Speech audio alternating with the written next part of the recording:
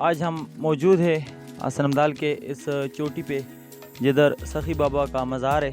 आगे हम आपको इसका पूरा इन्फॉर्मेशन आपको बताएं।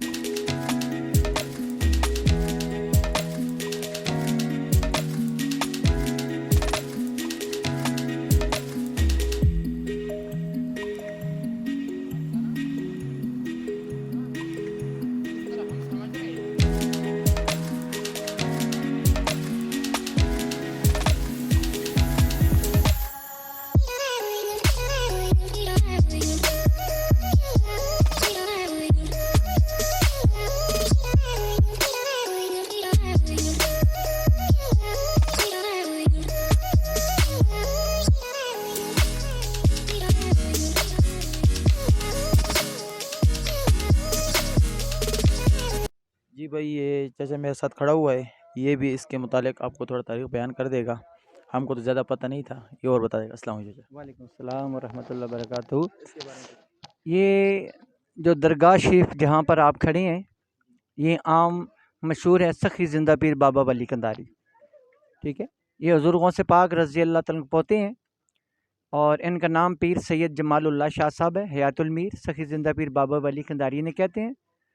और हुज़ूर गौस पाक रज़ी अल्लाह तआला ने आपको ये दुआ दी है कि आप इमाम महदी अलैहिस्सलाम तक ज़िंदा रहेंगे, इसलिए पूरी दुनिया में आपकी 1.25 लाख बैठक है। आप बर इमाम सरकार के पीर मुर्शद हैं। पहला सलाम नीचे चलागाह शरीफ में पंजा साहब के सामने, वहाँ पे आपने ख्वाजा अजमेर शरीफ पीर मेर अली शाह साहब रहमदीन सरकार और बर इमाम सरकार दीगर तमाम वहाँ नीचे बैठा करते थे। ये आपका तख्त मुबारक है, कब्र मुबारक नहीं है।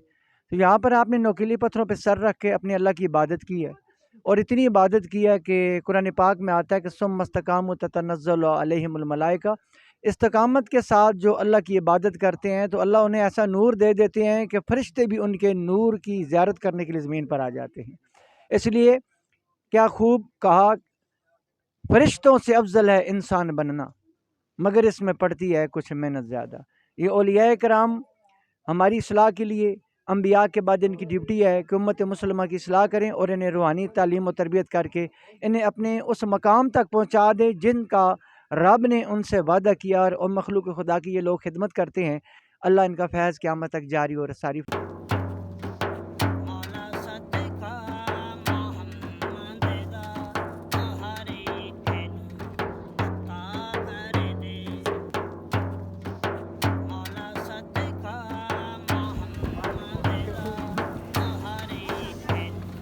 ये 3 भाई बैठे हुए हैं जो गुजरात से आए हुए हैं स्पेशल। तो ये से हम इसने अब बोल दिया कि थोड़ा कलाम पेश करे। अस्सलाम वालेकुम।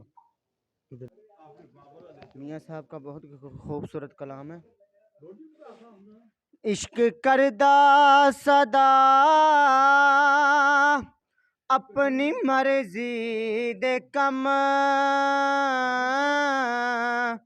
नायरा वेखदा ते ना कुरा वेखदा, जिथे चावे झुका देवे आशिक दा सर, नायका बात ना किबला वेखदा।